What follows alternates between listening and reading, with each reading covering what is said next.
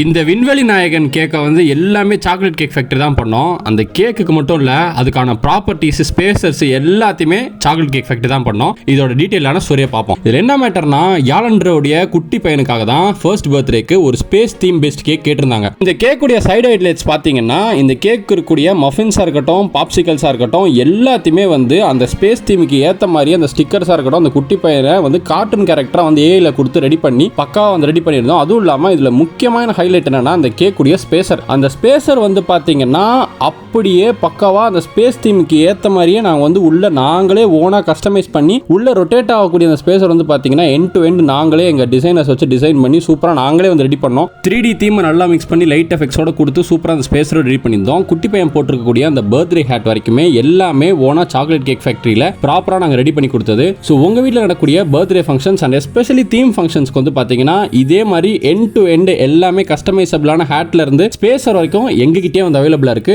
ரொம்ப cost cutting செம்மையா உங்களால வந்து காஸ்ட்டை சேவ் பண்ண முடியும். ஸோ கீழே இருக்கக்கூடிய நம்பர் கால் பண்ணி உங்க ஆர்டர்ஸை வந்து நம்மளுடைய சாக்லேட் கேக் ஃபேக்டரியில் பிளேஸ் பண்ணிக்கோங்க. தேங்க்யூ.